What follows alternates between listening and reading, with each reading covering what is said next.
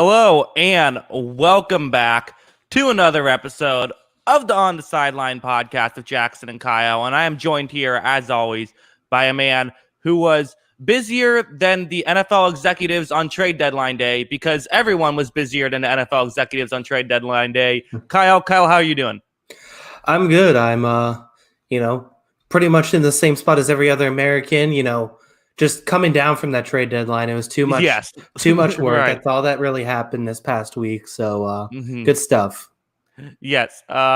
Let's talk trade deadline. First, thank you everyone in the chat for joining us. I know we've kind of jumped around at times a little bit. We're going to be doing 9 Eastern from here on out. There was just some weirdness the past month or so, but we'll be back to 9 every month. But yeah, let's talk about the trade deadline for a little bit. Not a lot of moves, a couple of minor things, but really nothing worth talking about. I think the lack of moves, though, might be worth talking about. And then, the Green Bay Packers apparently were close to making a deal with to get Will Fuller, but the Texans seemingly wanted too high of a pick, and the Packers weren't willing to give up that much. And it just seems like, everyone's blaming the Packers for this. I also think that we should start blaming the Texans a bit for this as well. I mean, how does this deal not happen? This makes all the sense in the world for a team that's not in the playoffs to give up a solid receiver that could be a help to the Green Bay Packers. Yeah, I mean, if I'm the Texans at this point with all 3 of those receivers, I would have considered trading them. Just because you don't have a first and second round pick. You have 1 win on the season. I don't know what you're expecting to accomplish for the rest of the year. I mean, you need some sort of capital that you can go towards next season to have a building block to build this team around. I wouldn't be surprised if Fuller moves on in the offseason. He's a free agent next year, I believe, right? Mm-hmm. And then Cooks and Stills are the same thing, I believe. So it's just like I feel like that was probably the biggest opportunity with a team like Houston, who had expectations of winning games, who are now clearly seemingly out of the playoff pictures because they're behind 2 really good teams in their own division. I feel like that was the most obvious one, and they didn't pull the trigger because a lot of these teams, it's like I'm trying to think here. So like the Patriots, for example, with Stephon Gilmore, people were talking, well, they should have traded Gilmore. Gilmore still has another year on his contract. And quite honestly, if you can get a second round pick for him, I guess fine. But I think that second round pick is going to be there this offseason too. I think you can still make that trade for Gilmore in January and still get the same amount of value. I think you shoot for the stars and try and get a first round pick for a team desperate to win a championship right now. But that trade is still there in the offseason. For a team like the Texans, though, that need picks and need draft capital to rebuild this team, it just seemed like an opportunity wasted.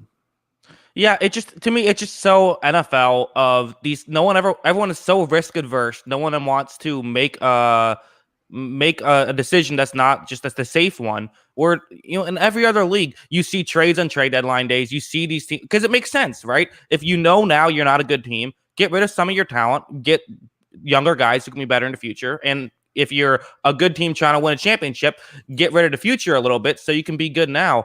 And in fairness, we did see some trades like, Quan Alexander went to the Saints, and we also had Desmond King go to the Titans, which I think are both interesting moves. But, not a ton to talk about. Maybe one day the trade deadline will live up to the hype. I felt like we were trending upwards. I felt like for the past few trade deadlines, they've been interesting. This one, not really that great.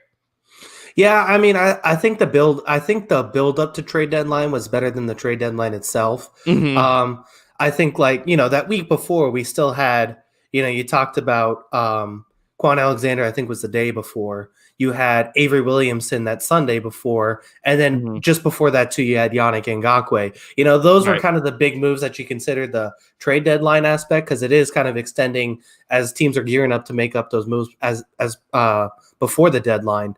I think those were kind of the moves to make, and those are, I think, all really interesting moves. Even Carlos Dunlap to Seattle, I think, is an interesting one too. But yeah, I mean, for Tuesday, where nothing was going on Tuesday, it was a pretty mellow day overall. Mm-hmm. Yeah, exactly. So unfortunately, we had nothing to watch on TV on Tuesday. But let's move on now. As always, we're going to talk about the Monday night game, and then we're going to get into our picks for the week. The Monday night game, my Tampa Bay Buccaneers with a dominating 25-23 victory. Okay, listen, this wasn't exactly a pretty win, but I I think it's fine. We spotted the Giants 7 points early on. Brady didn't play great in the first half. We still get out of there with the win. Did we get some luck with the refs? I thought the last play was the right call. I thought there were plenty of wrong calls that went our way earlier on. I'm just happy we got the win. I'm not going to complain about wins. I think it's no big deal. We were looking ahead probably.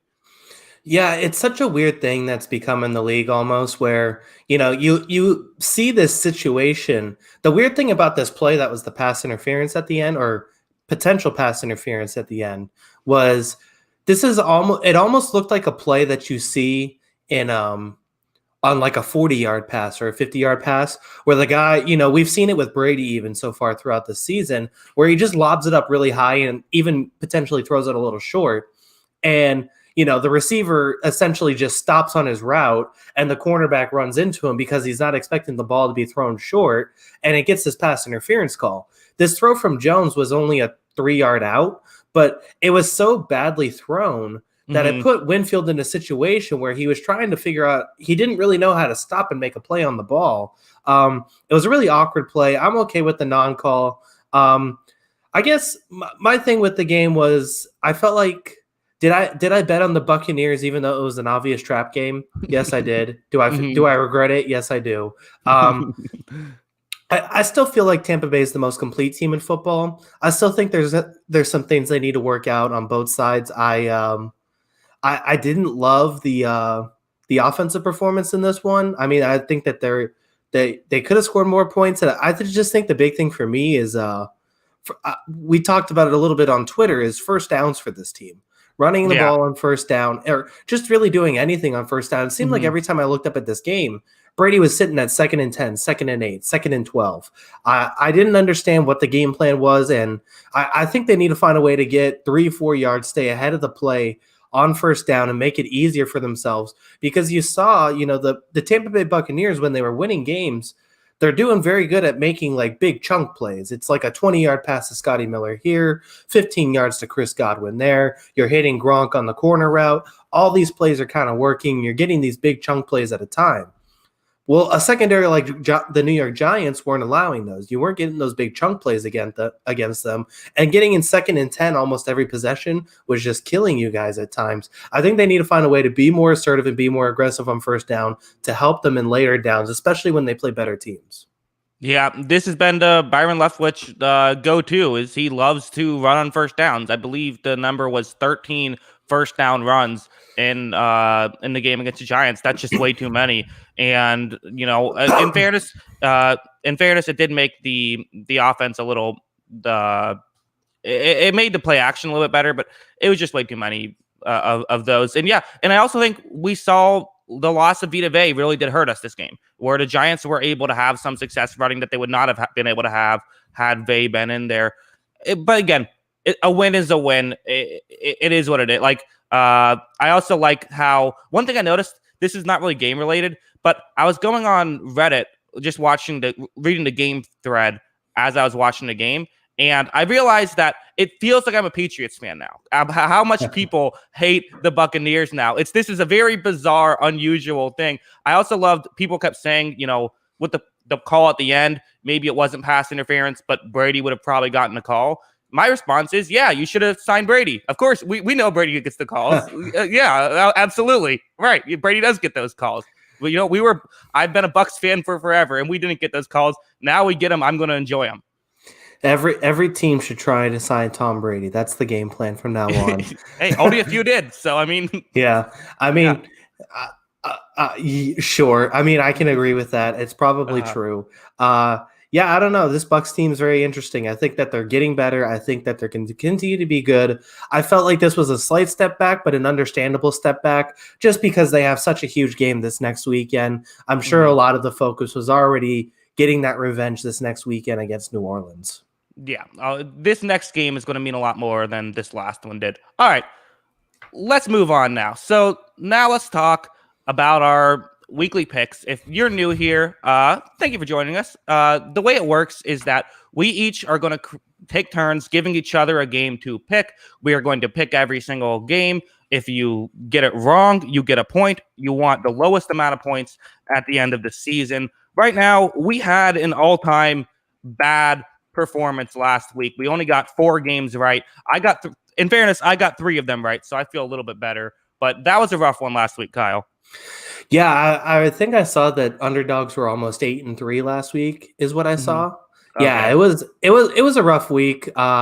We suck. That's pretty much what I got to say. Mainly me, but we suck. Yeah, it was a bad week. It was a bad week. Don't blame us. Bad week. We're going to get it right here. We've had good weeks too. No one talked about the week that we got all but 2 right. Everyone just brushed that one off. Yeah. All right. Let's try to get it back on track here. You're still losing, so you now have to once again go first and give me a game. All right, marquee game of the week. Here we go. New Orleans, Tampa. Take it. Oh, I thought you were going Patriots, Jets. I already had that. Okay. Yes, I like this one. Do I have the banner for it? Where to do it? The banner? I think I forgot to make it. Oh no, here we go. You said Saints Bucks, right? Saints Bucks. All right. Sorry, just completely failed as a host there for a second. We'll move on. Yeah, no, this is a good one. I believe you gave me this one last time, if I remember correctly. Maybe you didn't, and I don't remember. But yeah, I think this is tough. For one thing, I think the Saints offense is incredibly underrated. You talked a lot about Alvin Kamara. I was doing some research for the show, and the Saints have the top 5 points per drive in the season. They're 5th in points per drive, which is, obviously very good. And I think points per drive is a much better stat than just overall points. The Buccaneers are also a top 5 defense, so that should be interesting, a top 5 statistical offense versus, I think, a top 5 defense going at it. I think the clear difference here is the Saints defense hasn't been good. And that's, to me, what I think the difference is going to be is I think this Tampa Bay Buccaneers defense will be able to make plays against the Saints offense. They played them well week 1. I do think this Buccaneers offense is a lot better than it was week 1. Although I do have to say, if part of our problem is we weren't getting on the same page week 1, well, now we have Antonio Brown coming back. Godwin, who knows what's going on with him. We're still going to have guys who aren't going to be on the same page. I'm going to go with the Bucs here. I wouldn't be shocked at all if it goes the other way. Yeah, I mean, I think that you can easily say that this is a different Buccaneers team than the team that played week 1. That's not a controversial thing to say. They're all getting to know each other. And now they add Antonio Brown to the mix. So we'll see how that impacts in his first game. He scored in his first game with the Patriots last year too. So maybe that, reaps some benefits for Tampa early on. I would take Tampa Bay too. I think that I've continued to say it. I think they're the better team. I think they're the best team in the NFC right now. I guess the interesting thing I have here is the approaches for each team. So I think that New Orleans comes out in a very similar approach to what they had last game, where they're essentially trying to wash out Mike Evans with Lattimore. And, they're going to create some turnovers in the middle of the field. I guess from the Buccaneers perspective, who Todd Bowles is. You know what he likes to do. Is he, you think, blitzing less this game and forcing Brees to break through coverage? Or do you think he's just going to double down on who he is and continually blitz him? Well, if he blitzed Daniel Jones, he's going to blitz anybody. I mean, I thought for sure he was going to display a boring coverage last week, and he said, no, this is what we're going to do. In fairness, it did work out, and he was able to get turnovers that way. Big Jimmy says, what do the Bucs need to do in order to win this game? I think that the main way that the Buccaneers are going to win, for one thing, you talk about what the Saints did. I think they're going to make a clear shift. The Saints offense is going to make a clear shift. And honestly, I think this is a great matchup for Tampa Bay on defense to take away Kamara. We saw that week 1. The Buccaneers defense, specifically with Devin White and Levante David, are so aggressive and so quick at getting to Kamara. They can make those quick plays. And the Saints tried a lot of screen passes. It did not work out too well. On the flip side, I think on offense, the first key is Brady needs to not throw a bunch of interceptions. That was clearly a problem last week. But, listen, I think that they should be okay. I think just go deep early and go deep often. I think that's really what it comes down to, because this Saints defense has not been good against the deep ball. And this is a good team with the deep ball. So this, on paper, should be good for Tampa Bay. Yeah, it's going to be interesting. The wild card is, of course, if Sanders and Thomas comes back, does this make the Saints offense a little more dynamic? I do think what's so interesting about Tampa Bay is you have such an electric running back in Kamara. Not only is he extremely talented, but he's used so well to get them first downs when they really need it, and pretty much just stretch drives by getting 7-8 yards. Devin White is the kind of linebacker I continue to, just give this guy praise. Devin White is the kind of linebacker who's so athletic that you don't need to put a guy from your secondary on Kamara. He's fast enough and athletic enough to cover him on those routes and do a very good job. He had the touchdown to Dion Lewis. He actually covered it really well. It was just a heck of a play from Jones and Lewis. He's athletic enough to go out there and cover Kamara and get him or tackle him in space too. So I just think that's a huge advantage for Tampa, especially if Thomas isn't ready to go. If you can almost wash out Kamara with White and still just play your base defense. Yeah, no, exactly. And I have to say, this Saints offense, despite the fact that I do think it's underrated, it still hasn't looked as good as we've seen in the past. The offensive line has at times not looked as good. And it just seems like a really good defense could be able to destroy this offense, even though the offense is just finding ways. And I think one thing you have to really respect is the fact that Breeze knows what he's doing. And this is why this game is on Sunday Night Football, because we have two of the best quarterbacks of all time. It should be a really fun game. Yeah. And I just think that right now, Tampa Bay, I feel like just has too many weapons, especially with Gronk starting to figure some stuff out. Cameron Braid, I thought, has been solid when he's needed to, or when he's been called upon. Godwin's been good. Miller's been good. They're adding Brown to the mix. I don't know how much impact he's going to have. And then, Mike Evans can go for 10 receptions, 160 yards on any night. So having that in your arsenal, and he's the one guy on the team who I say hasn't really performed this season, and he can go nuts any night he wants. Well, yeah, the Evans thing has been weird. I do think he's been hurt. I do think that there have been double teams. He also hasn't looked as good. Like, it's fair to say, like I do think he hasn't had as good of a season. I think Bucs fans, myself included, are a bit worried. Will he not get to that 1,000-yard mark, which would end his streak of every year in the league he's gotten at least 1,000 yards? Let's also talk, this is the question I think people are interested in. You said they have too many weapons. Some people are saying that might be a problem for Tampa Bay, where we have, I'm not sure how I pronounce his name, but he says, how do you think the wide receiver chemistry is going to perform in Tampa? I'll field this one. I think it'll be fine. I think that at the end of the day, people are probably going to, the only guy who I think will actually complain about targets would be Antonio Brown. And I think Brady's going to hit Antonio Brown. And I think that at this point, Antonio Brown also kind of knows he was out of the league for a year. So I do think that he might be, have a laundry list of things he's done off the field. He is still a person who can think, I hope. So I'm hopeful it'll work out. And if it doesn't, we can just cut Antonio Brown. Like, it's a no-risk situation. I think it'll be okay. I think it's getting overblown. Yeah, I mean, there was a lot of conversations in New England when Brown showed up about how quickly he and Brady developed chemistry. There was a lot of reports in practices that they told him to stop throwing to Antonio Brown because he kept throwing touchdowns to him that none of the other receivers got the ball.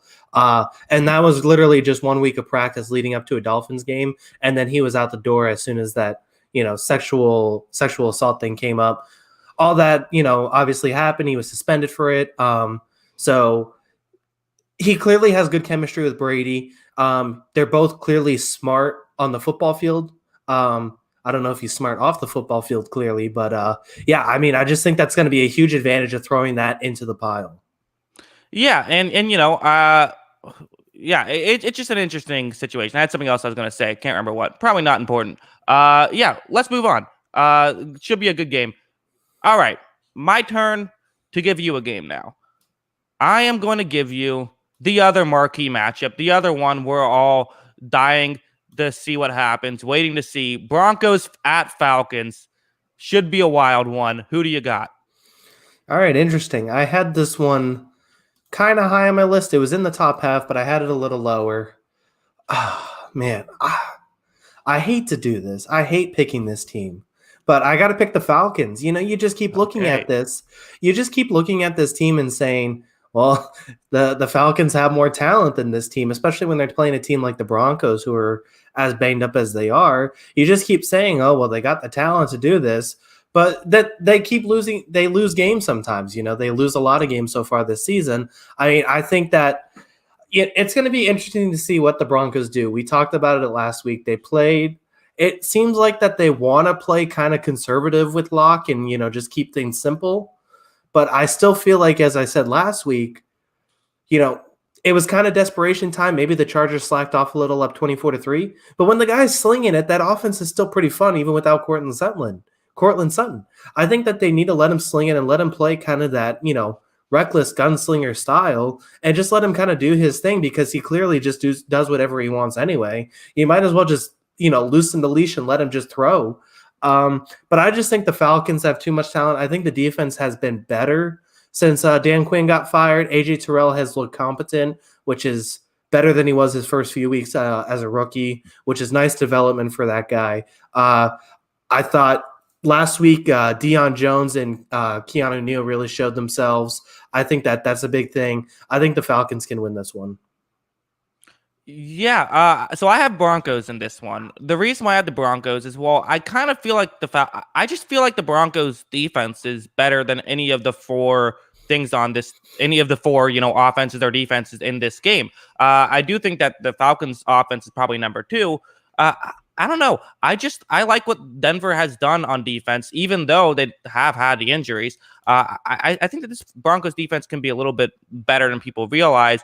And also, if we're being honest, the Falcons offense hasn't been as good as we thought they were going to be after the first couple of weeks. So I think Denver is going to find a way to pull this one out. I also think that I love Drew Lock's highlights, right? Like when he's on, he looks fantastic. He needs to get better, but I'm with you. I think they're going to sling it. And I kind of feel like, why not? This is the thing where, for Vic Fangio, he's in a situation right now where he's coaching for his job. So I'm sure to some degree, he's just going to sit here and say, I got to win games because I want to be a coach next year. But at the end of the day, I feel like if he just lets Drew Lock sling it and just sees what he has, that's what the management, and that's what's going to be best for the long-term franchise. So I find it kind of interesting where it might not be the smartest thing to guarantee he gets his job next year, but it probably is the smartest thing for the Broncos. Yeah. I mean, I'm a fan of it because I just, he has a terrific arm. You question some of his decision making. I think when you try and slim down the game plan and try and simplify or try and conserve a lot of what he likes to do and force him to make like good decisions, I think that's where he struggles the most. I think he just needs to open up the arm a little bit and throw it downfield. And he has good downfield targets. I think that he has Fant underneath as a safety valve when he needs it, but Tim Patrick most of the year has been pretty good downfield. I really like Judy. I really like what Judy has done this season. He hasn't been perfect, but at the same time, he's their number one receiver still as a rookie. And I think he's developing. So, I mean, I like a lot of what this team has. I just think that they need to open up and trust them a little bit more. Yeah, no, I'm with you. I mean, even like their running backs, like I like Melvin Gordon, I like Philip Lindsay, and honestly, their offensive lines play better. Like this is an offense that is, I feel like I like every single part of the offense, but the offense still hasn't been very good, which probably does come down to coaching to some degree or to a big degree. So They got to figure it out. Maybe this is the week with the Atlanta Falcons, who, listen, I think they're a more talented defense than the stats might show. They're still not this incredible defense, so we'll see what happens. Yeah, no, I agree. I think the Falcons are going to be able to move the ball. The Chargers were able to in the first half of that last game. I think that they're going to be able to score some points in this one. And, Gurley gets touchdowns. If they get down in that area, I don't think he's a terrific running back, but he's scoring touchdowns again. Maybe that's the difference in this one. All right, let's move on now. Your turn to give me a pick. Who are you going to give me? All right, I am going to go with I'll go with the third marquee game of the week, our NFC East favorites. The Giants have been frisky a few games this season. Like I said, they've been frisky. They got a good defense, but what they're not doing is winning football games. They play Washington this week. Who do you got? Okay, yeah, I'm surprised by this line. I'm surprised the Balls are favorites on this one. To me, this seems like the Giants are the better team. I think that the Washington, I'm not even sure if they're trying to win games, whereas I do feel like this Giants team is very much trying to. Daniel Jones is playing for his job at this point. I don't know. I feel like the Giants they have a better defense. I think they have a better offense as well. I am going to go with the Giants here. Yeah, it seems weird to say the Giants have a better offense, but I mean, less it's just bad. Yeah, less bad. I mean, yeah, I think the big thing with the line is I don't think Vegas has quite figured out the home field thing yet, and I think the home field really only affects teams that have to travel to the West Coast. Outside of that, like going East Coast to West Coast, that's a different conversation, though. I mean, yeah, I think the Giants do win this game. it wasn't perfect. I don't think it's ever going to be perfect, but I thought that was the best game Daniel Jones played this season. Yeah. And it was against a good defense in Tampa Bay. You mentioned the Vita Vea thing, which, looked like it started to finally hurt them in their second game without him. But, he was able to sling the ball against a pretty good secondary. He made some really nice throws. He's always going to commit turnovers. He's always going to take really bad sacks. He's going to have dumb mistakes because it just seems like that's what Daniel Jones is. But he also makes some really good plays. He's Danny Dimes for a reason because he can throw some dimes when he really needs to. I think that him and Darius Slayton are going to have some moments here, and they're going to do enough against this Balls defense to get it done. I'd pick the Giants too in this one. Yes. Papa Beanos is predicting a 28-3 victory for, I believe, the Balls. He said, I'm predicting a ball blowout. I don't know if that means I don't know what that means. Maybe it's unrelated to football. I don't know. But I think that, yeah, I mean, these are two teams that I do feel like they're rebuilding in different ways. I think the Giants are doing the Miami model of we don't have talent. I mean, they have talent, but we don't have like a perfect team, but we're going to try and win every game. Joe Judge, under that Bill Belichick tree that Flores was. So there is something there. Whereas I think for Rivera, he's just saying, I'm going to see what I got. And we saw that the last time these two teams played each other, where the football team ties up the game. At least we think they're going to tie up the game. They were down 7, score a touchdown, elect to go for 2 and don't get it. I think that this is, these are two teams. I really do think that's what's going to come down to. Is I just think, again, it's weird to say it's going to come down to who wants it more, and that's really a lazy take usually, because usually people say it in like the Super Bowl, and it's like I'm pretty sure everyone wants it here. I think in this game it actually might, because the Washington football team, these guys are playing for their contracts. I think the Giants might actually want to win it. Yeah, I can agree with that. I think also, just from a X's and O's standpoint, or just from a game standpoint, how is Terry McLaurin going to go up against this Giants secondary? Can he find some yards downfield against this team? Because I don't think the Washington offense is going to be able to move the ball a whole lot. I don't have any faith in this team. I think they have some nice pieces, but unless McLaurin can find some space, and I just don't see this offense really moving. Yeah, that's interesting. And, it didn't move well last game. I mean, they had 13 points late in the fourth quarter and then gave up a defensive touchdown to make it, 17-13, which is how that happened.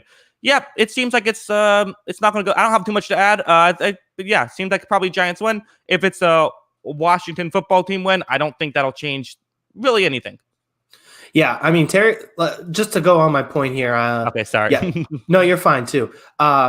Terry McLaurin has 9 big plays, while the team in total has 15. It looks like from the wide receiver position, and he also has 1/3 of the receiving yards, over 1/3 of his team's receiving yards. And I feel like it could be a lot more too. There's been games I just look at where he has half of the team's receiving yards, and yeah, I just think that's going to be a fun matchup with Bradbury, as Sanham here said. But I think that. I just don't think that they're going to be able to get it done. I think that they need another weapon to come up. If it's Antonio Gibson, maybe, but I just don't see it happening. Did you pronounce that Ham? Ham?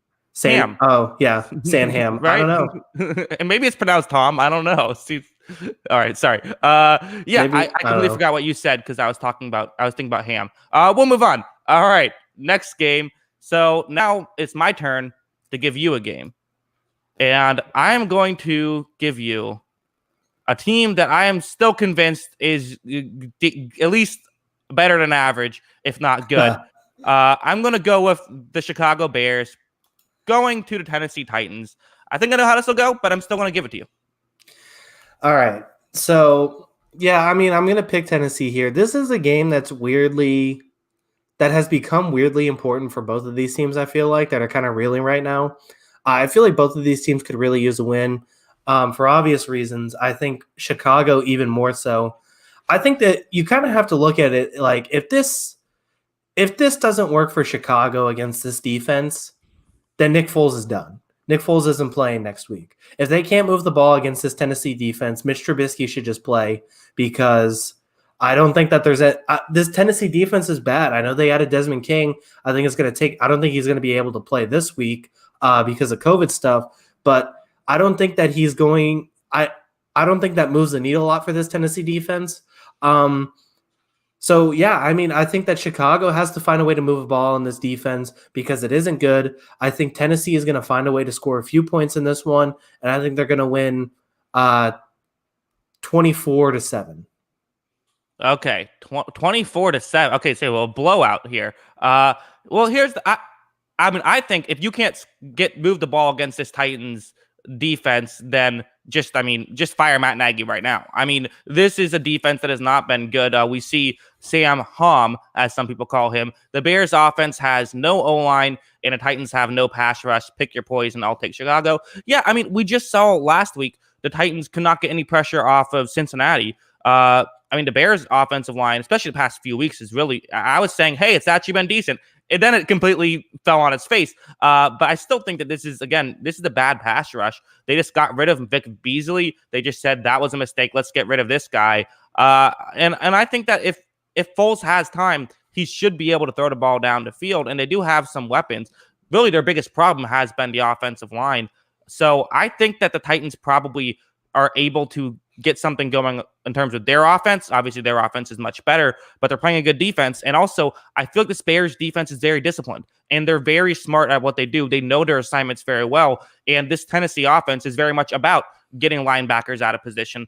I'm not sure if you want to pick on Roquan Smith. I don't think I want to try that guy throughout the course of a game. So I think this is a game that I could easily see Chicago pulling off the upset. Yeah, and I think so. I guess we should have this conversation because we haven't had it. I think one of the things that we were very high on Ryan Tannehill early in the season. You are higher on him than me last season, but I'd like to continue to play well for the first few weeks of this year. The numbers that have shown up for him against pressure have been kind of alarming, and it's kind of showed itself in the first half of his last two games. And it doesn't get any easier against this Bears defensive line. So I think that's your worry for Tennessee. Is this that Bears defensive line just going to overwhelm Tannehill, and he's going to be making a few mistakes early in this game that just flips it completely in Chicago's favor? I think that's how Chicago has to pull off the upset in this one. Well, yeah, I mean, last week I thought that he wasn't good. Granted, he's not good. I mean, him being bad is still a 92 passer rating, but I thought that he didn't play too well. And I also think that part of it to me was I thought he kind of took that game for granted. I think he was kind of just in there, maybe even trying to say, let's take some chances here. And then he got down and the defense didn't give him a shot to get back in it. Yeah, I mean, the Bears defensive line is really good. And I do think that this is something that can work out. I believe Taylor Lewan's out for the season, I believe. So that's tough. I mean, again, that's something we haven't talked about. One of their best players is gone for the year. I mean, I just think that there's on paper, if you really look into it and look into the details, this game's a lot more closer to the Bears than you might think, just looking at how good the two teams are individually. This is a matchup nightmare for Tennessee.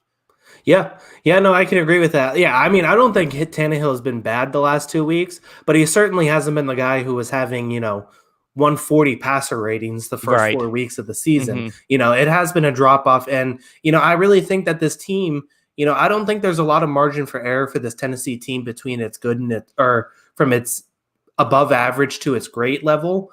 I don't think there's a lot of margin for error. I think he needs to be at that high level where his passer rating and the way he's playing is closer to that higher level first 4 week Tannehill for this team to be a Super Bowl contender. If not, they're probably closer to that 9-7 Titans team of the last 3 years. Yeah, that'd be so great. Please let them go 9-7 again, just for the memes. Yeah, it should be a fun one though. I'm really looking forward to this game. Two teams could really use a win. Any final thoughts on it? No, like you said, I'm looking forward to this one. I think that, as we said, the Lewan thing is big, and how that matchup against the Bears defensive line, can Tennessee offensive line create some space for Tannehill to make throws? That's the difference in this game. Yeah. All right. Now, time for you to give me a game. All right. This is actually a big game. I'm excited for this one. I think a lot of questions about both of these teams could be answered this week. Especially going up against each other. Let's go to Baltimore at Indianapolis, the former Baltimore Colts. Yes. Indianapolis Colts now against the Baltimore Ravens. I think I got my NFL history right there. Yes, I saw people saying it's a revenge game. I believe it was PFT on Part of My Take said it's a revenge game for the entire city of Baltimore. Yeah, this is a good one. I think the Baltimore Ravens make a statement in this game. I think the Ravens win. I think this has gotten a bit overblown. They barely lost to an undefeated team, and now people are acting like the Ravens are, they're still, to me, easily a top 5 team in football. And again, in terms of points per drive, the stat I'll probably bring up again, they're second best in the league. So this is a team that's really good defensively. Defensively, they're second best in the league at points per drive. This is one of the best defenses in the league. Their offense has been mediocre this year. Like, let's be real. It's, in terms of all the teams, it's been mediocre. But a mediocre offense with a really good defense can still be good, especially when you have Lamar Jackson, who is absolutely capable of just, completely making these highlight reel level plays, and he can shock you at any moment. And, I think that this Colts team is solid, but are you going to tell me that Phillip Rivers isn't going to throw an interception against this kind of secondary? Well, oh man. So this is where I'm at right now. I feel like I'm concerned about both of these quarterbacks against both of these secondaries. I'm honestly concerned about Lamar Jackson going up against the secondary, because I think that what we've seen from Lamar Jackson this season and what with the way they were able to basically run all over Pittsburgh's defensive line, which is, very good. They essentially did whatever they wanted against that defensive line running the football. I don't think a defensive line's his problem and an elite defensive line is his problem, although the Colts do have a pretty good defensive line. It's a good secondary that I think he's continued to struggle with. And, not only have the Colts given up the second least passing yards on the season, if I got this right, hang on. Oh, sorry. My numbers are backwards. Okay. But they're a really good passing defense. They also I'm looking at the wrong thing. I stink at this. Okay, second least amount passing yards on the season. They've only given up 1,495 passing yards on the season. They also have the most interceptions on the season. They're tied for first with the Buccaneers with 11 interceptions. I think that they're going to be able to create some turnovers against Lamar Jackson. The question is, can Phillip Rivers take care of the football? I think I'm leaning Baltimore because I don't trust Phillip Rivers, and I'm never going to bet on Phillip Rivers to do that, even though he's played well against some good teams. I just don't – I can't trust Phillip Rivers enough to do it, but I also am just as concerned about Lamar at this point in this, based on this season.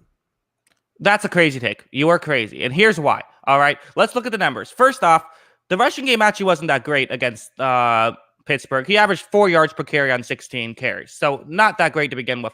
But also, he did throw 2 interceptions, and they weren't great. I'm not going to defend that. Know how many interceptions he's thrown the rest of this season? 2. He's thrown just as many last game as he threw. This is clearly an outlier game, I think, the week against Pittsburgh. I think that the Ravens are going to be fine. I think that they had one bad game. Lamar Jackson had his worst game as a pro, and I think that this Colts defense is good.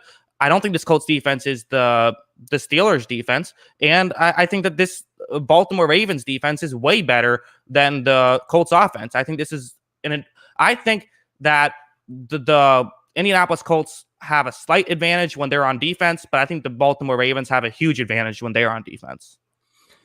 Yeah, I mean, I like I said, I agree. I think this is going to be a very low scoring game. I don't think either of these teams are going to be able to move the ball pretty well, but I think when I was referring to the Chiefs rushing attack, I was referring to the team as a whole, not Lamar, where they had 5.6 yards per carry in that game against Pittsburgh. But yeah, I mean, Lamar's 2 worst passing performances this year have been against Kansas City and Pittsburgh. His other games have been against the Browns, Texans, Bengals, Eagles, and Washington. You say the Browns are the best team of that bunch, but it's not like he's going against, he's not going against a lot of playoff teams in that conversation besides the Eagles, who shouldn't be a playoff team, honestly, if we're having that conversation. I think that this is an opportunity for the Eagles to create some turnovers and force him into mistakes. And I think we're going to have a lot of questions about Lamar after this football game. Now, that doesn't mean I think that they could still win this game like 17-13, but I'm still going to have a lot of questions about Lamar if he comes out of this game with a couple turnovers again. Well, I mean, again, it would be an anomaly if he does have a couple turnovers, because that's not what he typically does. I don't know. I feel like there's just, I literally have a video that's going to be coming out right after this podcast about Lamar Jackson's disappointing performance. And it was disappointing, but I think this is just an overreaction. I think Lamar Jackson I think that his season, he hasn't been as good. I don't think he's going to be what he was last year ever again. I just don't. And I think that the defenses have found ways to adjust to stop his running ability, which makes the passing ability more difficult. I still think he's fine. I think that, I think this is just one bad week. And I mean, I don't think it's fair to just completely pretend like Cleveland doesn't exist. And on the flip side, the two teams they've lost to have been the two best teams in the NFL, probably. So you can play it both ways.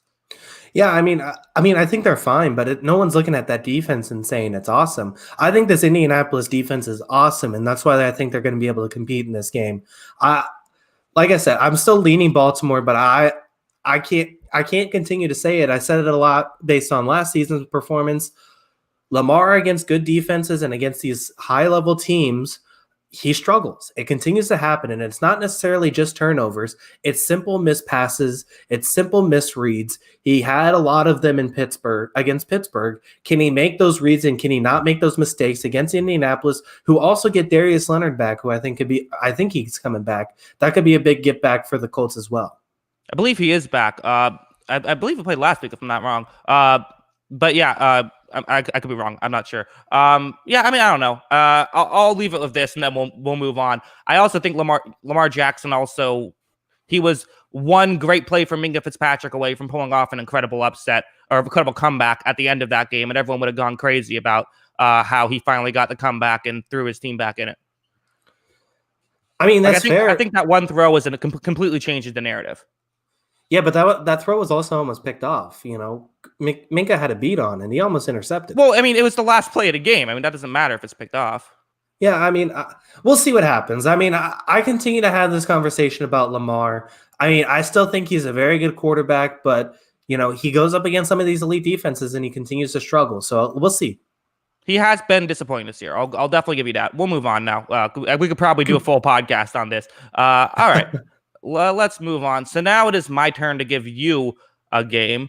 How about the game that's maybe going to play tomorrow? I'm not sure if there's been news about it getting postponed yet. The Green Bay Packers against the 49ers. It seems like there's been some COVID stuff. I'm taking a risk here because if it gets postponed and isn't played this week, that means that you get a free game. Packers are currently 6-point favorites. Who do you have? All right, so I put this one almost towards the bottom of my list because the latest I heard is that the game's happening, but 49ers have some casualties. So I'm picking Green Bay. I think 49ers, it's just tough because right now, so I guess I'll just start with this. Kendrick Bourne tested positive for COVID-19. They've placed Brandon Ayuk, Trent Williams, Deebo Samuel on the reserve COVID list. They lost Jimmy Garoppolo last week. They lost George Kittle last week. Kittle seems like he's done for the season. They've already lost Nick Bosa. This is a team that already has a bunch of injuries. I don't think there's the bodies left in San Francisco. I think that they put up a valiant effort. I think that they've, worked hard to rebound after a slow start to the season. They look good against Los Angeles. I just don't think there's enough bodies left. That's why I'm taking Green Bay. It's nothing other than that for me. Yes, that's a good point. We also have a good point in the chat. Big Jimmy says, San Fran loses. They should change their name to the 69ers. That's a good point. Okay. Yeah, sure. All right. No. Well, listen, I want to talk about, I think the Packers are another team people have overreacted to a bit. Their running defense is a problem. And listen, the last time these two teams played each other, the NFC Championship game, that was a real problem for Green Bay. That's the main reason they lost that football game. And clearly Green Bay hasn't done much. So I think that's why I'm giving you this game now. I could totally see the 49ers run scheming their way to another victory. It seems possible. I also think sorry, I took a long weird pause there, confused. No, you're good. I also think that on the flip side, the Packers offense, again, points per drive, my favorite stat, Packers are leading the league in points per drive. Their offense, in terms of their offense is playing well. So, I do think they could have used Will Fuller. Their offense is still currently statistically the best in the NFL. I also think that there is a chance the 49ers find a way to win with the running game. Yeah. I mean, I think, I can agree with all that. I mean, I think the Green Bay thing, Will Fuller would have been nice, but I still think this offense is just fine. I don't have any issues with this offense. I think Aaron Jones coming back will be nice. I think he's supposed to finally play this week after being out the last 2 games. But yeah, I mean, especially with Trent Williams out, I just don't. Could JaMychal Hasty go nuts? Maybe, but at the same time, if I'm betting on JaMychal Hasty going nuts or Aaron Rodgers or Devontae Adams going up, I'm going to bet on Aaron Rodgers and Devontae Adams every time. Even though I really like Shanahan, I think they're going to surprise some people with some upsets the rest of the season because Shanahan is just such a good offensive head coach. But I just don't think there's enough bodies for this team to become a playoff team. I just think based on the circumstances, I'm out on San Francisco for right now. I think that's fair. Again, I just think this is a matchup thing. That's why I gave it to you now. I just think that we literally saw the Green Bay seemingly not have a chance for 2 weeks in a row, but it is fair. I mean, no Jimmy G, no Kittle. So many guys are out for San Francisco. I just think that it might be the coaching thing is the difference, but I could be wrong. We'll move on.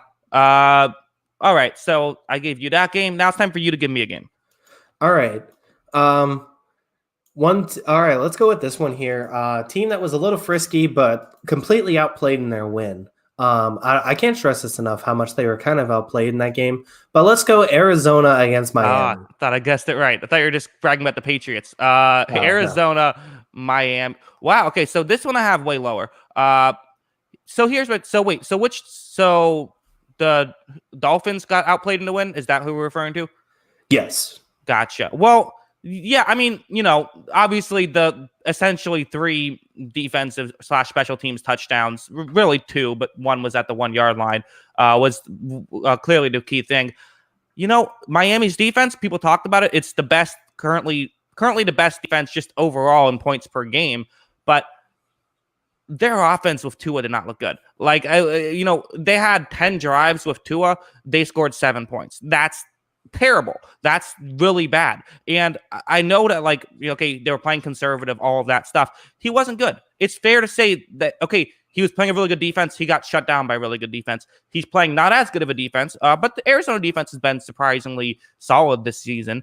And I just think that the Cardinals offense, again, this is kind of one of those things. I just feel like they're going to find ways to be successful. Miami loves to play man. You can't play man against Kyler Murray. He will find a way to get open in open space and gain some yards. They're going to have to play coverages they don't want to play.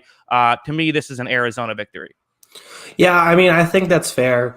Maybe we're overreacting by Miami a little bit. I mean, I think the big thing with the offense is I think I'm going to wait and see before I judge anything. It wasn't exciting. It wasn't good last week, but they're also up 28-7 before halftime and starting a rookie quarterback against Aaron Donald and probably didn't want him to get hit a whole lot. So, I mean, could they have just pretty much just said, all right, let's just pack it in, find a way to get this win, and then maybe we'll continue to work on stuff towards the next game.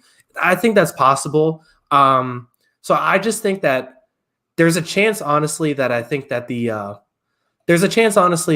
Dolphins can win because that secondary, that defense, I just think is very good, and they make a ton of plays for this team. But yeah, I mean, I think Kyler has really found his stride again. It was like I was on Arizona, people were on Arizona, then they were off, now they're back on.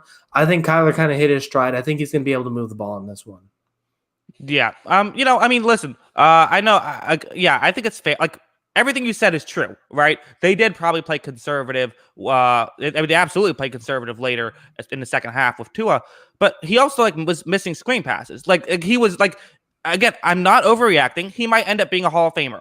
He had one bad game, and it was his first bad game. And let's just be honest. Let's say it was a bad game. Hopefully, he plays better against a not as good defense next week.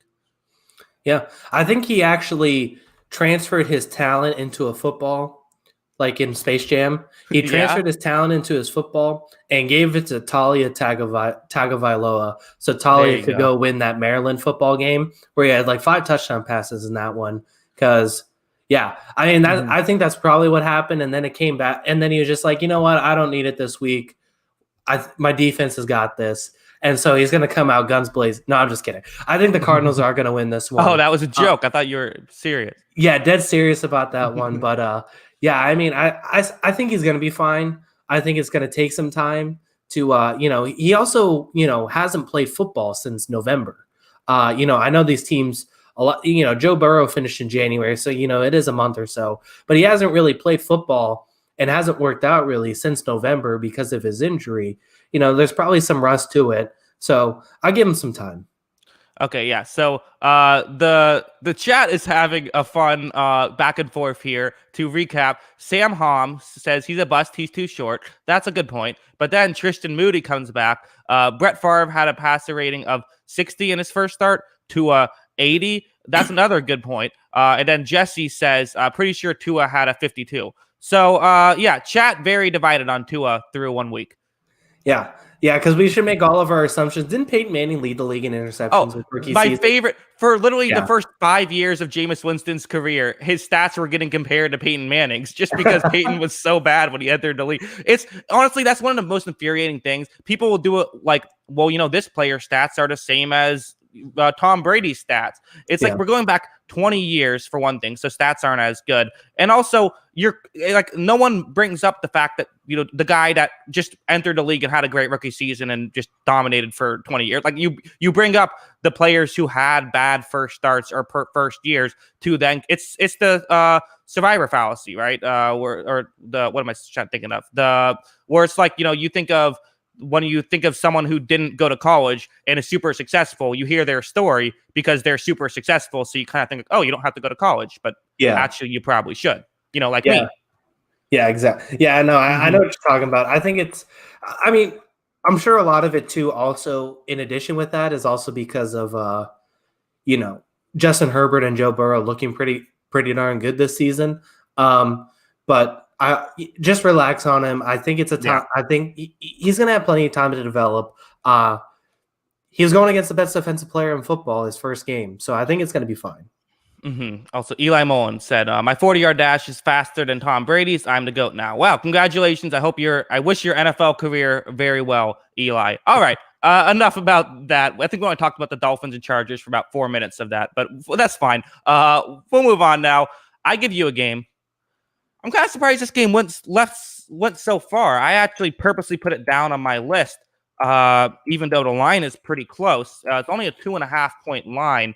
I am going to give you the Seahawks at the Buffalo Bills. All right. I had this game 1, 2, 3, 4, 5, 6, 7. I had this game 8th on my list. I actually had one more game above it too that I hadn't been picked yet. And I did have Green Bay and San Francisco lower than this one, but doesn't Buffalo right now just feel like a worse version of Seattle?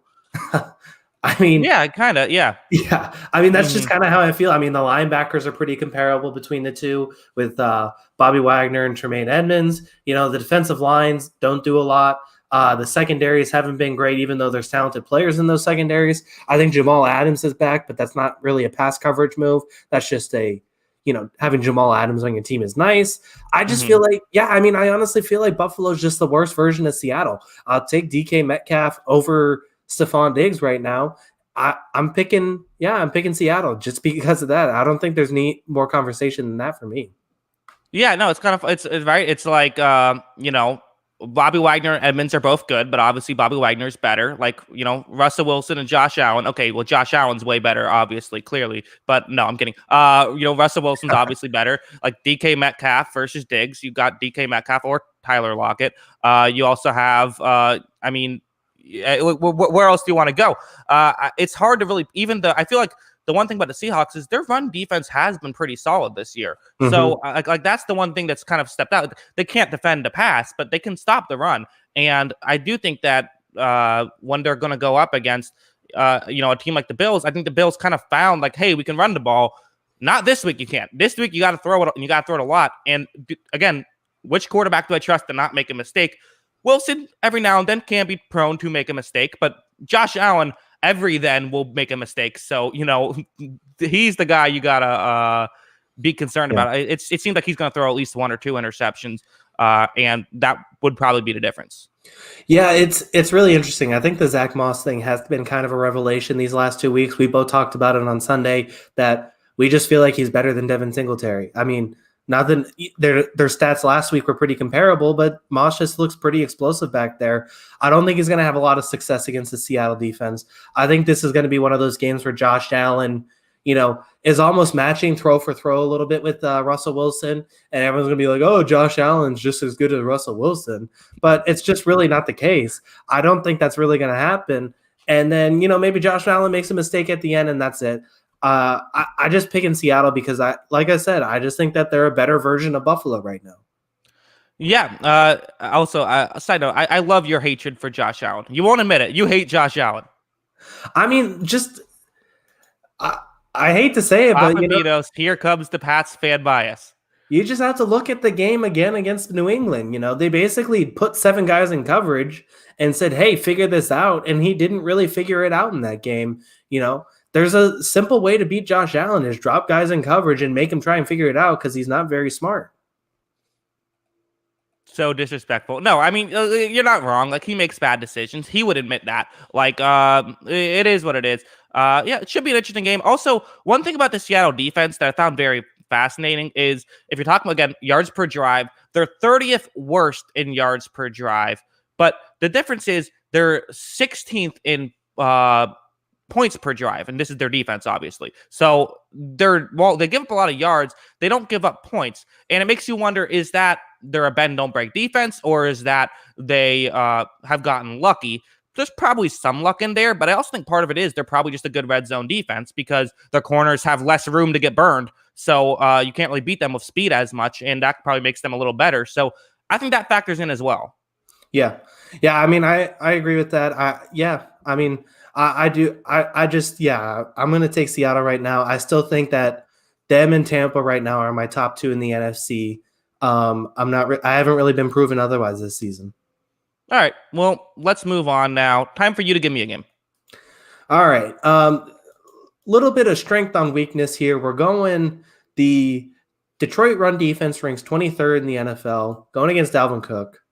And you also have this Minnesota cornerback group that we've, beaten to death, and they're going against Kenny Golladay. So who do we got in this one?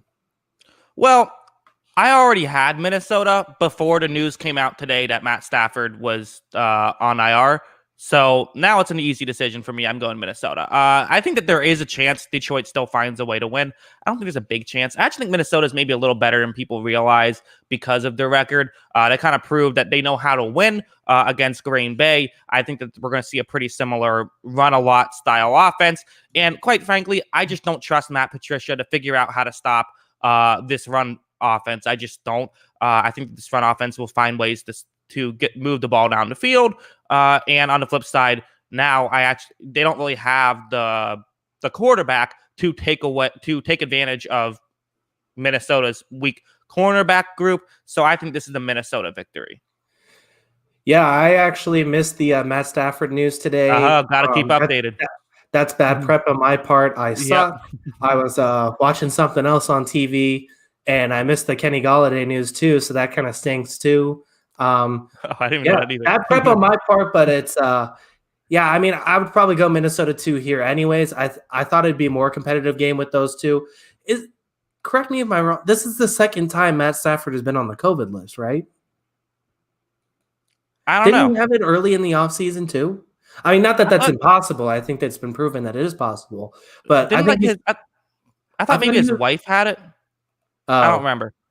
Oh, I thought there was a time early in the offseason he was on the list before training camps actually started. I could be wrong on that one, but just close contact. Thank you, Rampton. Thank you, Rampton. So I mean, that's unfortunate. I'll stick with the pick because I did pick it already. It's recorded. But yeah, I mean, I would take Minnesota anyway, but yeah, it sounds like it's going to be a little less competitive now without Stafford and Golladay. Yeah, and I'm in the same way. I would have had Minnesota regardless. So even if we did record this podcast yesterday, I would have still picked them. So all right. I think that's enough. I don't think anything else to add. No, I think that we just covered that one. Good game prep there. We just fumbled off of not knowing what was going on. Clearly, after the little we prepped for that one, maybe we'll just move on. It's best. I'm gonna give you a game. How about this one? I'm surprised this is a pick-em. But I kind of get it. I'm going to give you Raiders Chargers. Raiders defense has been very bad this year. We could see a good day from Justin Herbert. Who do you got for this one?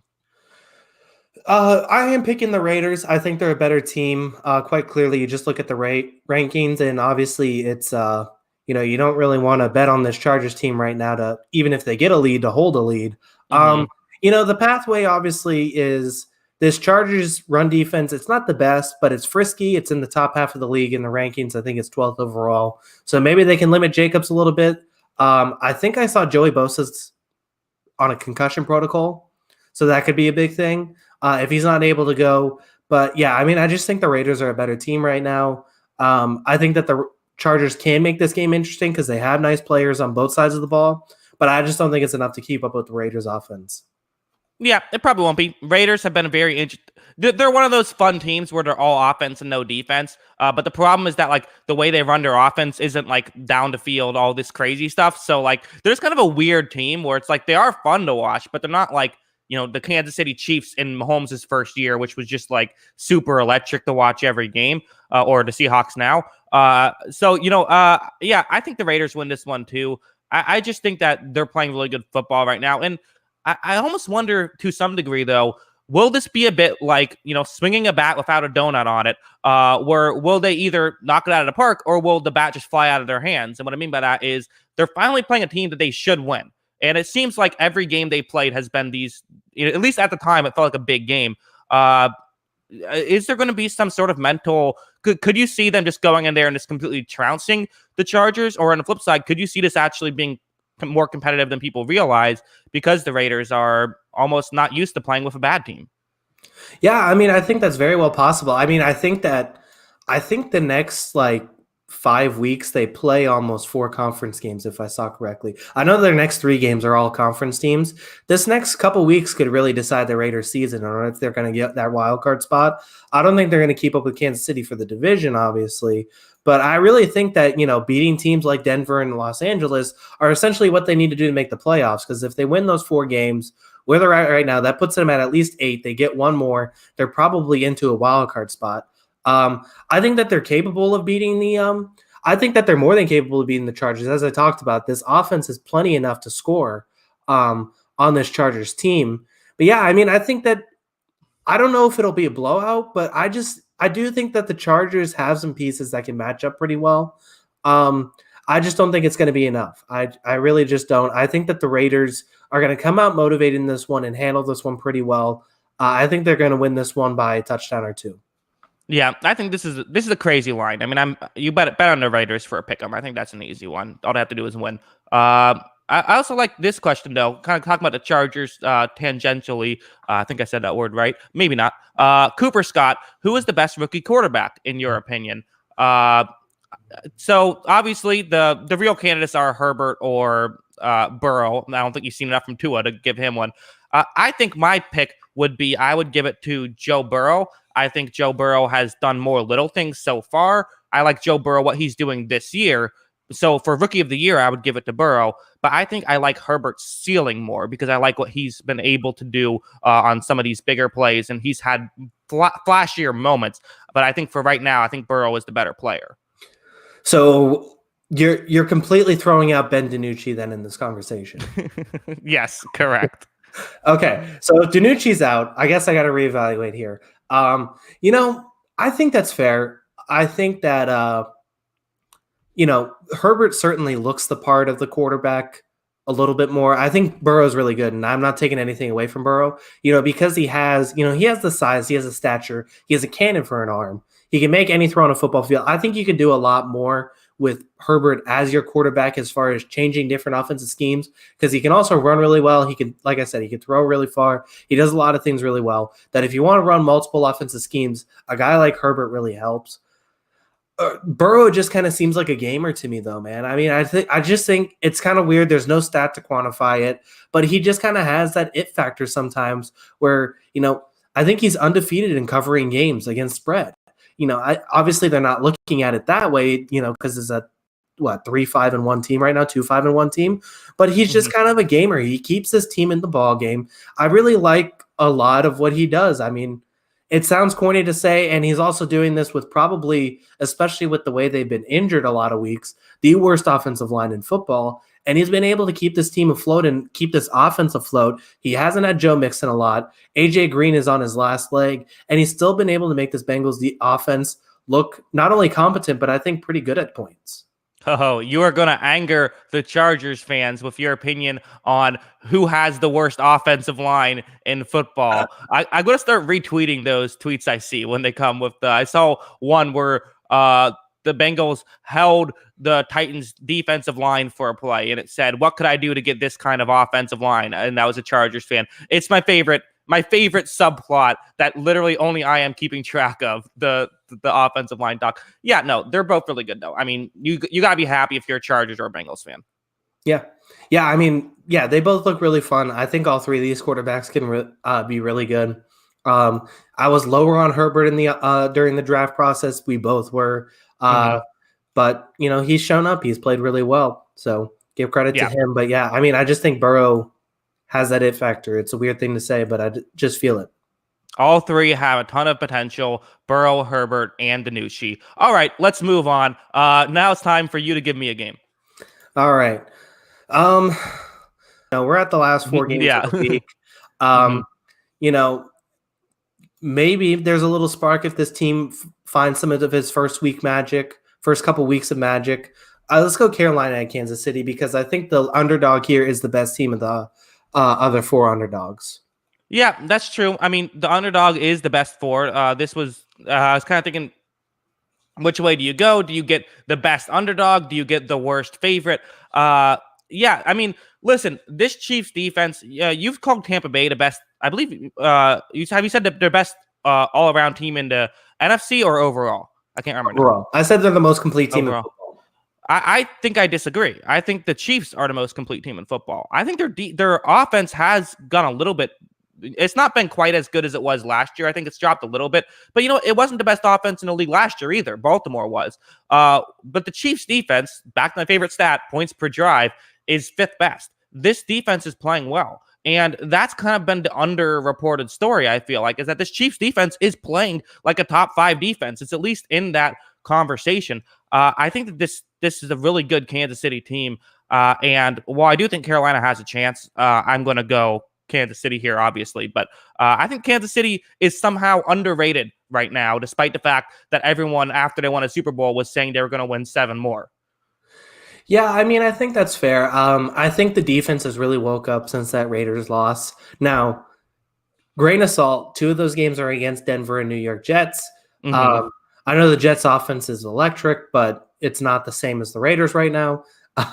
Yeah, I mean, obviously, 2 of those games, but they also play Buffalo, who we've talked about as one of the better offenses in the league too. So I think the defense has woken up and play a lot better since that Raiders game.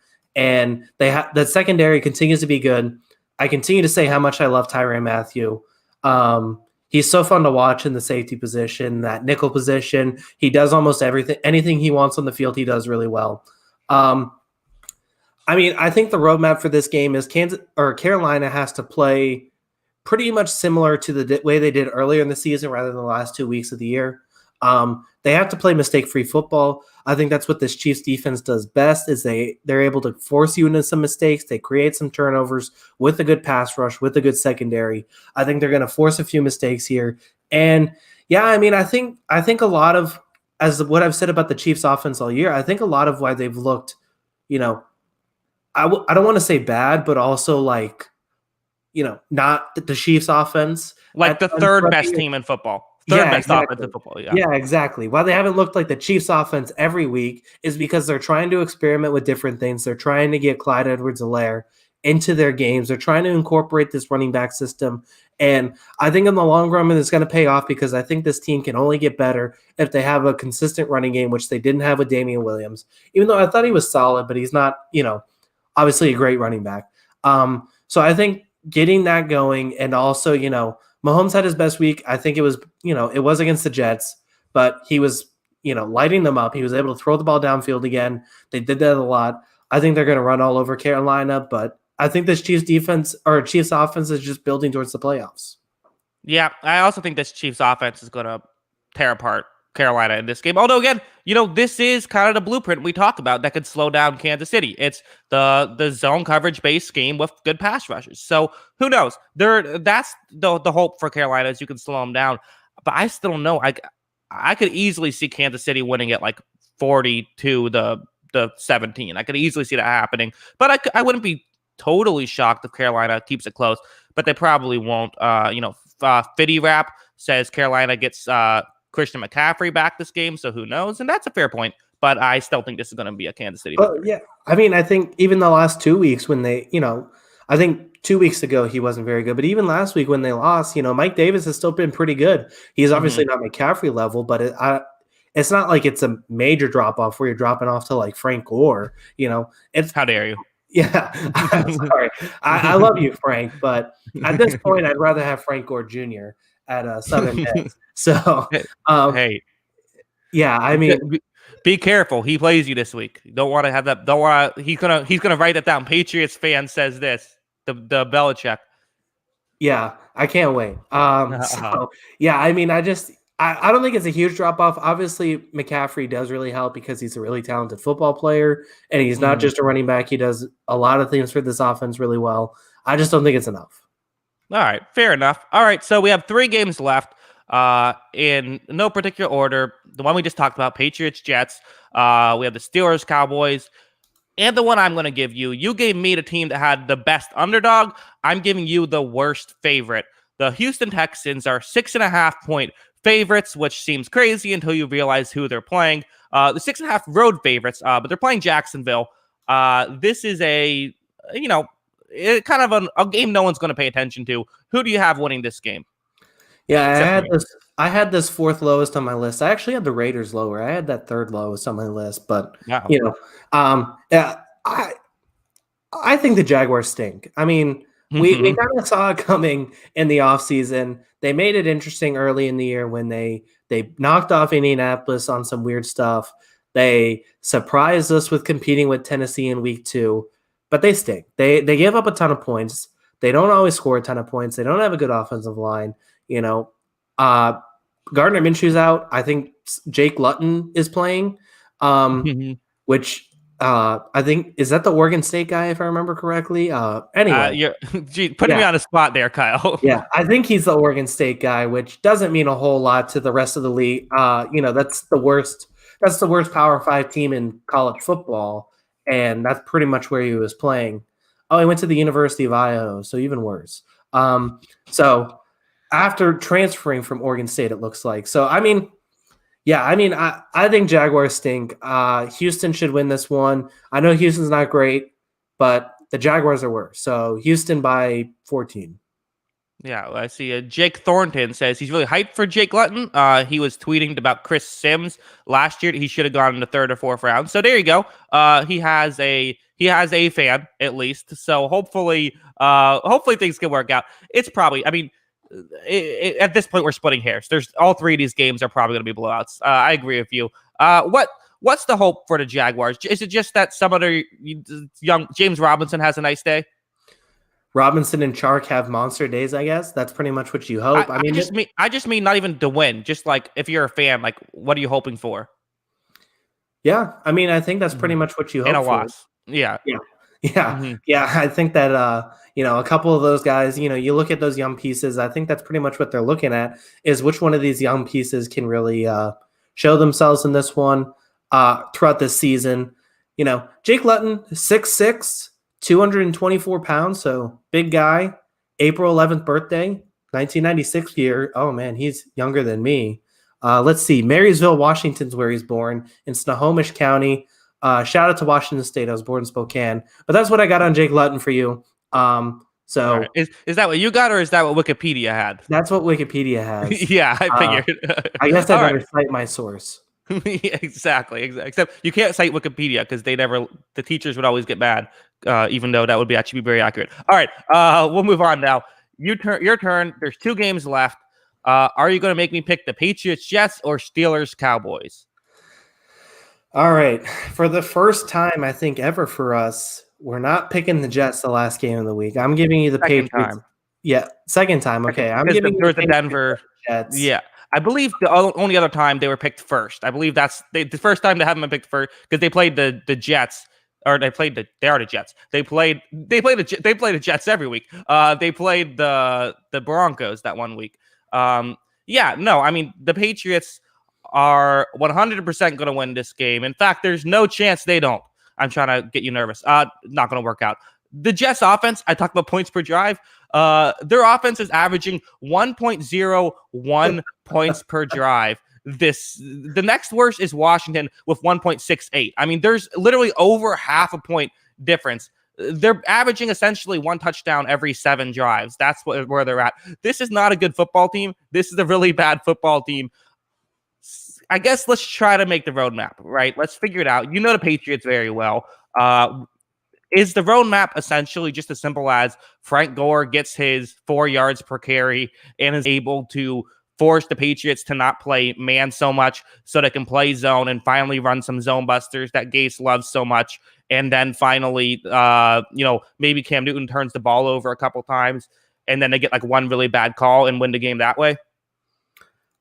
Yeah, pretty much. They're able to run the ball. This passing attack looks even worse than what it's looked like throughout the season. And maybe, Marcus May makes a play in the secondary. I think that's pretty much the roadmap. I just don't think it's going to happen, obviously, because it's the Jets.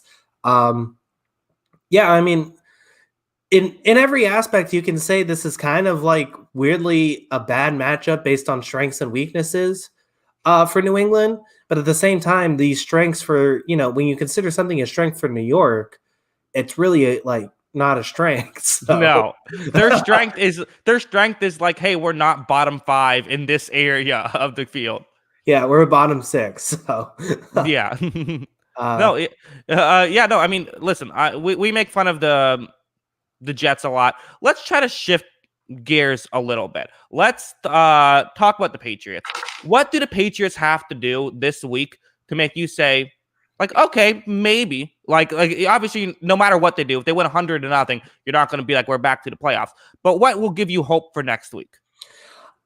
I don't necessarily want to see this team score. I don't think they need to score 40 points or anything for me to look like, oh, okay, Patriots, we woke up finally. The only thing I want to see is I want to see some consistency on these drives. I want to see us be able to not only throw the ball, but, throw the ball with some consistency, mix in some runs. I think Damian Harris needs to get more carries. He needs to be more involved in this offense because he's been the best part of the offense the last 3 weeks. I want to see him more involved. I want to see some consistency in this offense. I want to see some, nice 60, 75-yard drives that aren't just nice 60, 75-yard drives, but they're also turned into touchdowns. That's all I really want to see out of the Patriots offense is a little more consistency out of it. I want to see them be a little more aggressive in this game in the first half. They've been notorious for I think they have one first quarter touchdown on the season, and it was a defensive touchdown for Devin McCourty, if I remember correctly. Wasn't that the first play of the game? In Seattle. Yeah, because they didn't end up getting the ball till the end of the first quarter, and then they scored on that touchdown in the second quarter. They don't score a lot in the first quarter of games. They don't move the ball a lot in the first quarter of games. I want to see some aggressiveness early. Maybe go to a couple of these receivers on the outside early, and hit a guy like Damiere Byrd for 10 yards on a hitch route. Hit a guy like I don't know if Isaiah Ford's going to be able to play, but hit a guy like Jacoby Myers on a slant route. He looked good in the RPO kind of sets. He looked good coming across the middle. Hit some guys like that. Move the ball downfield. Just look consistent. That's my goal. Let me ask you another question. So the team everyone is saying that's going to get Trevor Lawrence is the New York Jets. The Patriots played the New York Jets twice. Could there be some logic? If Bill Belichick knows how to win, he knows how to lose. The season is mostly lost. Do you throw this game and throw the Week 17 game against the Jets and hope that every other team can win at least one more game to try and get Trevor Lawrence? I mean, I don't think Belichick ever would do that, but I mean, I'd love Trevor Lawrence on my team. But I'd also be fine with Justin Fields, Trey Lance, or Mac Jones. So we'll see. Yeah. No, probably never happened. All right. Final game now. Steelers, Cowboys. I do my power rankings now on my Patreon show. I have the Cowboys as the second worst team in football. The only team I have worse is the Jets. I think this team is really bad right now. They were better when they had Dak Prescott. Still not great. I think this team is really bad. I think that they don't score any points on offense, and I think they give up a million. I think this is going to be easily the biggest blowout, and I think 14 isn't enough. I say take Pittsburgh minus 14. Yeah, I say take Pittsburgh minus like 18. So yeah, I mean, I think that they have been one of the worst, probably the second worst team, if not pretty close to the Jets these last few weeks because they don't do anything very well. Trevon Diggs got some turnovers last week, but at the same time, he also got burned a few times last week against Philadelphia. Yeah, I mean, I just don't think they do anything really well right now. They're not having their offensive line, not having their star quarterback obviously hurts. But at the same time, yeah, this is the fault of, I think, Jerry Jones of not managing his salary cap very well. Because, you could say this season was probably lost if you lost Dak Prescott and Andy Dalton anyway. But there are still so many holes on this team that weren't addressed that once the stars went out, it wasn't going to be recovered at all. Yeah, I mean, I think Pittsburgh's going to dominate this one. Orlando Apollo's legend, Gary Gilbert might play, so that's exciting. So we'll see. Yeah, that'd be fun. Goes. He was fun with in the AAF. Yeah, he played in a national championship once upon a time too. Okay, so he knows how to win. He's a winner. Well, he came into the game because Colt McCoy got hurt for Texas. Hey, and he lost that game. So he's not playing in a national championship is playing in a national championship, Kyle. he was actually solid in the game, if I remember correctly, against Alabama. Alabama was just too good that year, especially with McCoy out. But regardless, that was like 10 years ago. Orlando Apollo's legend. He did win a championship with the Orlando Apollos in that shortened season. Yeah, it was a shortened season. Just say that shortened season. There's an asterisk. People won't realize that it literally means they got cut off in the middle of the season. But besides the point, yeah, Papa Bino said this is another Steelers 999 999 9999 Cowboys minus 14 game. Seems about right. I think that'd be a fair line, like minus 10 billion, I think. For the Pittsburgh Steelers, I guess we could ask the same question. Like, what do you want to see from Pittsburgh? Just, I feel like just a dominating performance, don't allow much on offense and be able to maybe get some points on the board, get Big Ben to have a big week against a not very good defense. Yeah, I would say the first thing, stay healthy. And the second thing here is going to be, let's see a mistake-free Big Ben game. It seems weird to say because obviously he's a all-time great quarterback, probably based on, two-time Super Bowl champion, all that stuff. But let's just, at his state right now at where he is, let's just see a mistake-free game from him, play some smart football, hit those super talented receivers he has. And yeah, I mean, if they got like 28 points, he throws 3 touchdown passes, I think you're satisfied. Yeah, I agree. And also, just a bit of a side note, I think that Dallas got bailed out by the injuries because I think Mike McCarthy particularly got bailed out by the injuries to Dak Prescott and Andy Dalton because now he can say, where we were on our third string quarterback, this team was going to be bad regardless. I think that almost helped him. Yeah, probably. I mean, there was just so many holes in that defense. I don't know how it would get better. But at the same time, this was the team that was, earlier in the season scoring like 45 points a game.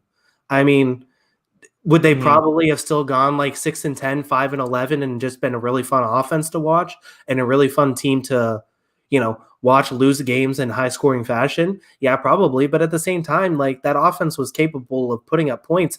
But, like I said, if you're going to invest a lot of money in that offense, none of those guys better get hurt because as soon as that offensive line went down, the offense took a step back. As soon as Prescott and Dalton went down, or mainly as soon as Prescott went down, that offense took a huge step back after that. I just think that's the difference. Yeah, I think you're right. Yeah, good stuff by you. Also, I don't know why this makes me laugh. Bowles says Ben DiNucci deserves the nickname Big Ben. Yeah, agreed. All right. That's our show. Thank you everyone in the chat for joining us. Kyle, let them know where they can find you. Yeah, GuyBostonSports.com. there. You could check out my podcast, The Patriot Way Podcast. The links below, our faces right here on YouTube. You can check that out. I'm putting this week's episode out, I think, Friday morning. My other job has been kind of elbows deep in work, so I haven't had a chance to record that episode yet. So I think I'm going to put it up Friday morning and get that to you for looking forward to the next Patriots game, where they are the favorites to be the Jets. Yes, favorites finally. Thanks to everyone in the chat who watches live. Really appreciate it. Also, thanks to everyone who watches the recap. Also appreciate that. And until next time, have a good one. Peace.